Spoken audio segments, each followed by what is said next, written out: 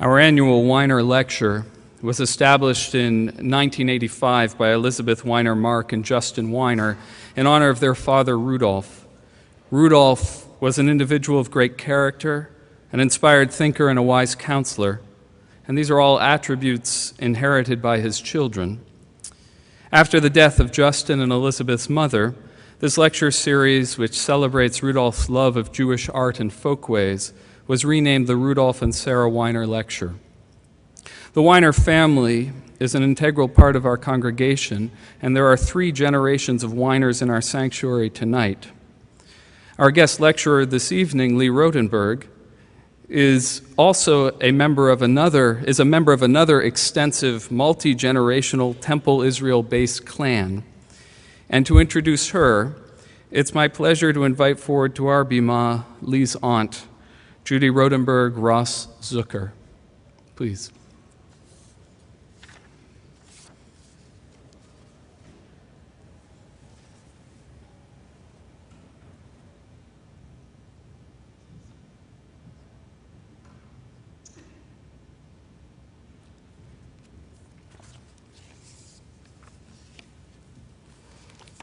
Hi. I usually say Good Shabbos to greet this holiday, but in honor of my niece Lee, I wish you all Shabbat Shalom. Lee Rotenberg is the daughter of my brother John and Bonnie Rotenberg. She is here to speak to you tonight about 2 passions that have been important to our family for as long as I can remember, art and Israel. The 2 run through her blood, and so it makes total sense that she would make a home in Tel Aviv and begin a company that would work to promote a truly global community of artists. Lee has lived in Israel for 3 years. Her startup, ArtSetters, which was established in July 2013, has already been featured in over 20 leading Israeli publications, such as Time Out Israel, Haaretz Jerusalem Post, Times of Israel, The Marker, and YA. In June, Lee was named one of the 5 rising creatives in the city of Tel Aviv's by Tel Aviv's leading fashion magazine, The Tel Avivian. Just last week, Germany's largest women's magazine, Myself, featured Lee and her co-founder, amongst 3 others, as the new Tel Aviv. Long before the global art world would know how special Lee was, I did. She always encompassed qualities of curiosity, respect for individuals, a playful irreverence, a great sense of style, a heart of a loyal friend, and the courage of a true believer. I don't have to tell you she is a beautiful young lady. You will see that for yourself in a minute. My heart pumping with pride, I introduce you to Lee Allen Rotenberg.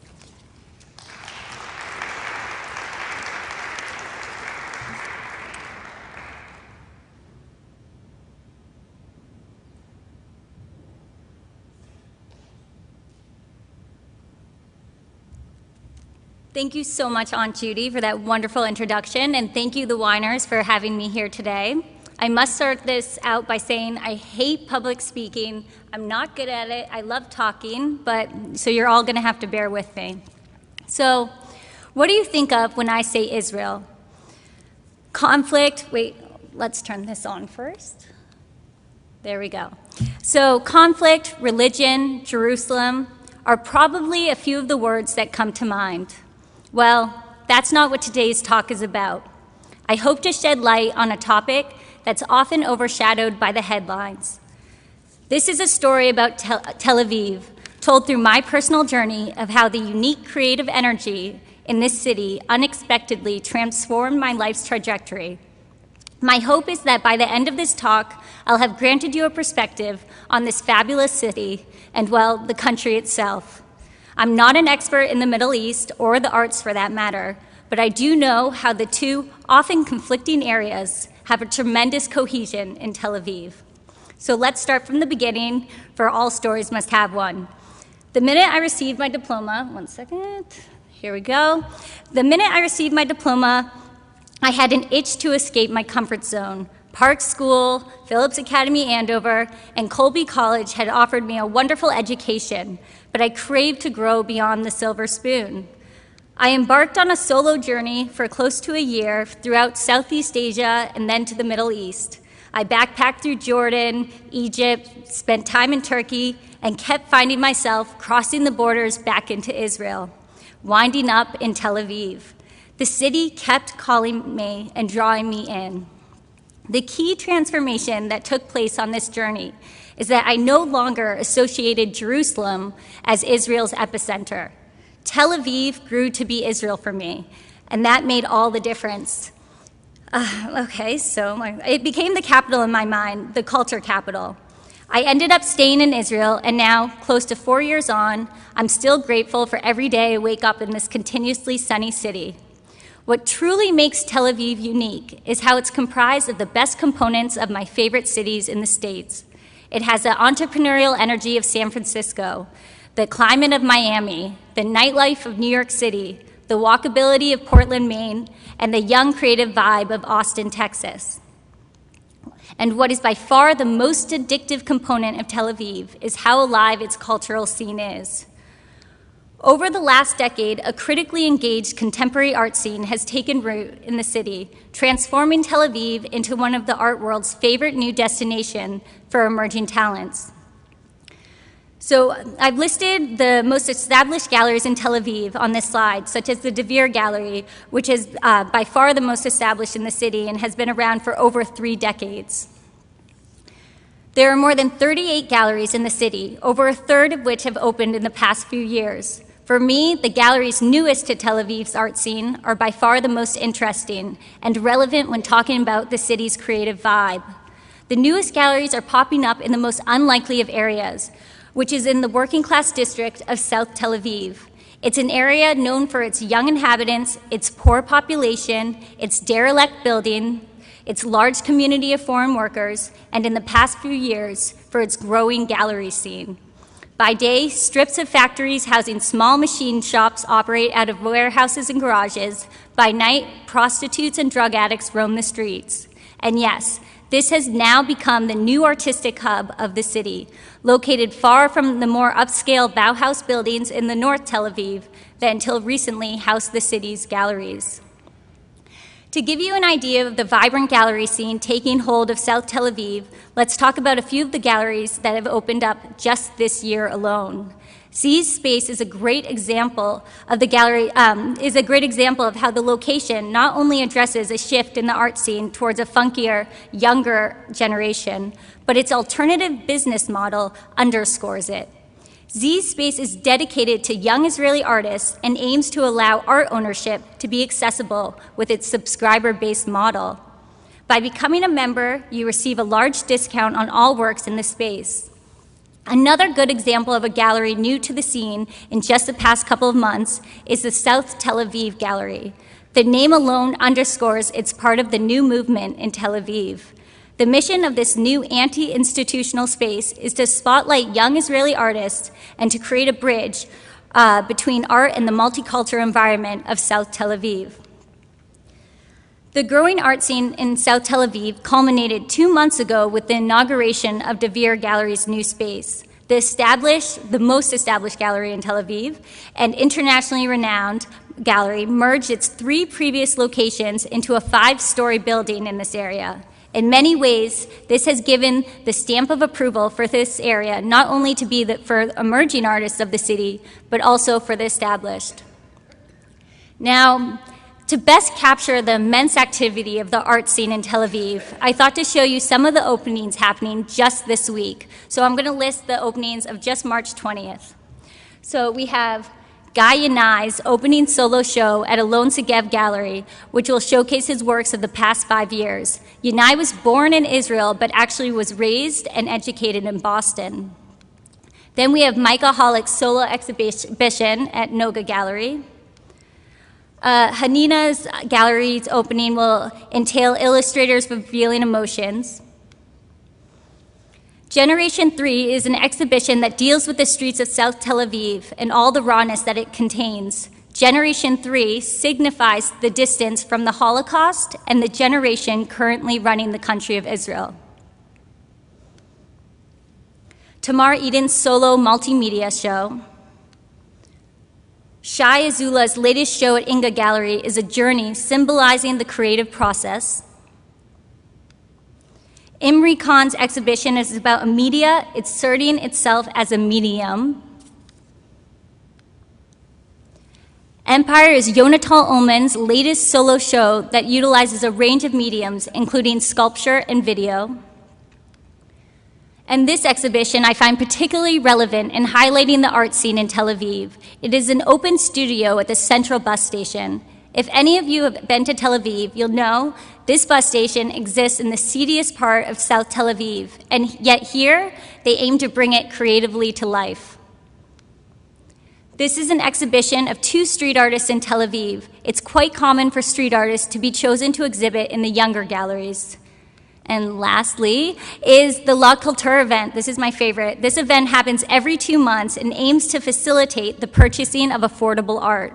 It's a great event and always filled with the coolest young talents in the city. So now let's take it to the street. Street art in Tel Aviv isn't graffiti. It's considered art by Tel Avivians. Street art only came to Israel in the last decade. Unlike in other cities, there's few walls given that buildings are often attached and no alleys in the city. The result, artists are far more thoughtful with their work and their pieces often transcend the usual wall space. So here are a few of my favorites. So No Hope, he's incredible and he's pretty easy on the eyes, which doesn't hurt. So he deals with politics, nationalism, and the notion of time and memory in his work. And he describes his work as engineering situations. That's how he says he deals with street art. And the resolution's not so good on the screen, but you can trust me when I say it's beautiful. And you see his work all throughout the city. So here you have him just writing the words helpless, and then he actually uses a trash can with these surrender flags, which I just think is so nice that he's not just usually using the regular wall space. Again, you have him using a trash bin with these hands coming out, and in the back it says, "Our homelands." And another thing that I really like about his work is that it's temporary. This will only be there until the next day. And here's one of his larger murals in Tel Aviv, and on the other side is his poetry. And last but not least, this is on Rothschild Boulevard, and I just love that his street art is so much more than how most people consider street art, as graffiti on a wall. So here's another. Clone Yourself also started in the street, but has gained a lot of prominence in recent years. The Berlin Museum just bought his pieces, as well as the Israeli Museum a few months ago. And you'll see, so here's this face on this abandoned building in Tel Aviv. Another one, he deals a lot with faces. Again, here's another, just like No Hope, he's using materials and equipment for his art, something that's very temporary. And again, a construction bag. And you know, this street art is only there until the construction men leave those bags there. These are works of art on the street in cement bags, something very temporary yet beautiful, and it's just in the moment. It's a very present sort of art. And another thing about Tel Aviv that I think is really unique is that the art scene is so small that everyone gets to know each other. So here is No Hope, who I mentioned earlier in the slide, with Clone Yourself. And they created one piece of street art together, which is a really nice collaboration, and you see it a lot in the streets of Tel Aviv. So here's Pil Pellet. I also think he's quite handsome, but that's not why I chose him. He's also a very big name. So he started in the streets, and actually Absolute Vodka chose him to decorate their bottles celebrating the city of Tel Aviv. Before Pil Pellet, Absolute Vodka chose Andy Warhol. So it really shows that these Tel Aviv artists gain prominence in the streets. It's not necessarily by being represented by a gallery like it traditionally was. And again, he's really, you see it all throughout the streets. I really love his work.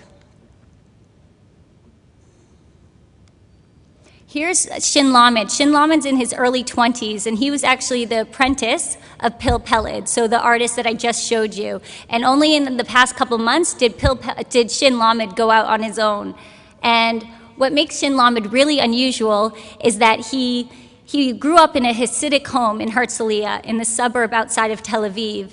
And his parents got divorced when he was 13, and he decided he wasn't going to do the whole Jewish thing anymore. And yet it's so apparent in his work. Every piece deals with Judaism and deals with religion. It's just that he's a really great young artist. He's about 22. So this one's called The Flying Rabbi, and you see it in Jerusalem and you see it in Tel Aviv. And again, this is a religious man, and this is in the central bus station of South Tel Aviv. And this is another one of his pieces. So Maya Gelfman is probably the most popular female street artist, and what I love about her is that her whole idea is to get people to again, be present and stop what they're doing. So she only uses yarn. So unlike the traditional street artist, she's using yarn for her street work. And her idea is to get people, while you're rushing between meetings, while you're going to the grocery store, to stop and see this, these little hearts and open up your own heart. So these are these hearts that you see, and every single street in Tel Aviv, if you're looking for it, you'll see it. Again, she also does crows out of yarn. Everything she does is with yarn.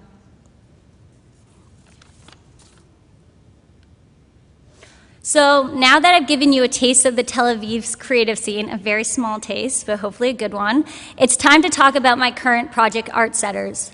The city's vibrant creative scene really inspired my company's concept, but it was the entrepreneurial energy so unique to Tel Aviv that allowed me to go through with the idea.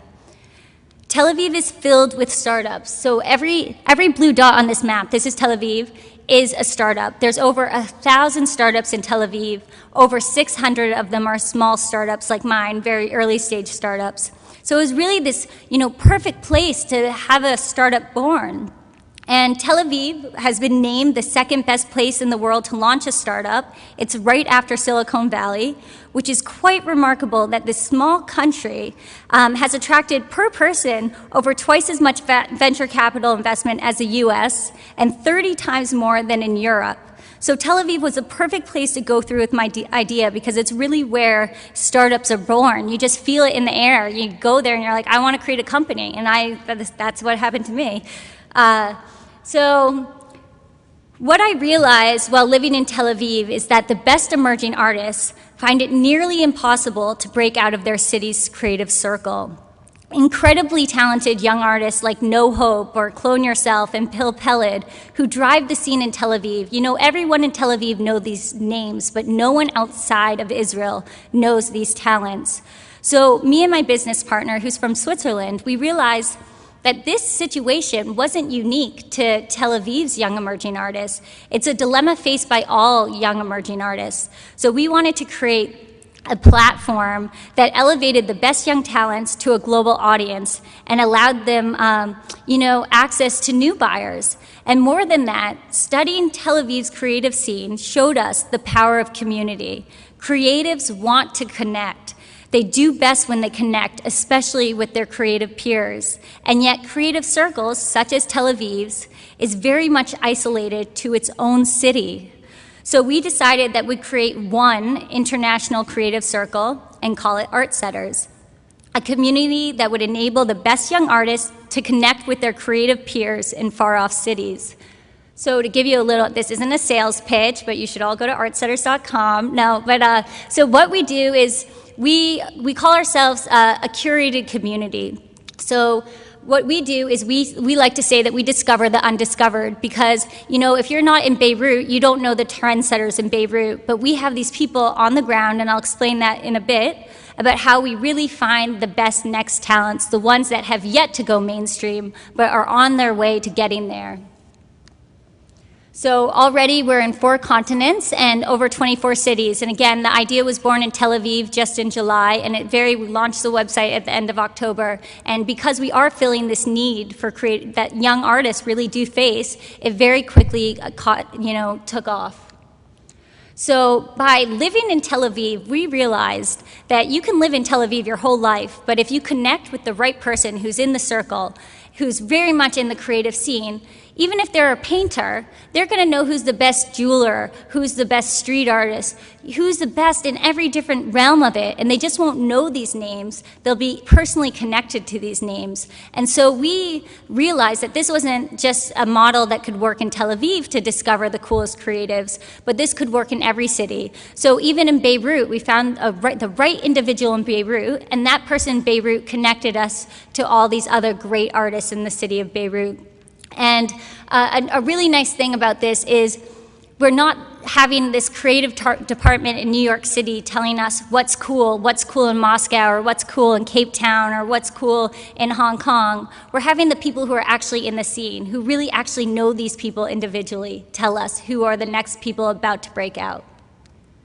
And last but not least, to tie it back into the beginning of the conversation, just like I said, the art scene in Tel Aviv started in the north of Tel Aviv, in these very fancy areas of Tel Aviv, and they're moving down to the south of Tel Aviv. So it's this real experience when you go to look for shopping in gallery space.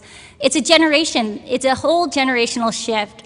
Our generation, my generation, we don't want to, go to a hotel when we go to New York City. I'm going to look on Airbnb. The same with Zipcar. There's a whole difference in how we're spending our money. We want it to be connected to a community, and we want it to be so much more than just this transactional experience. And that's really what we're trying to achieve with ArtSetters. Create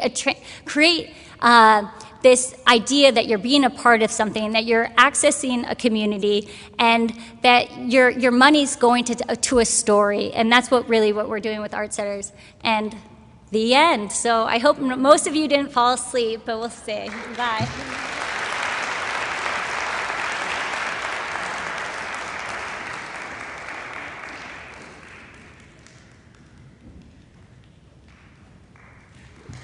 Give it, yeah.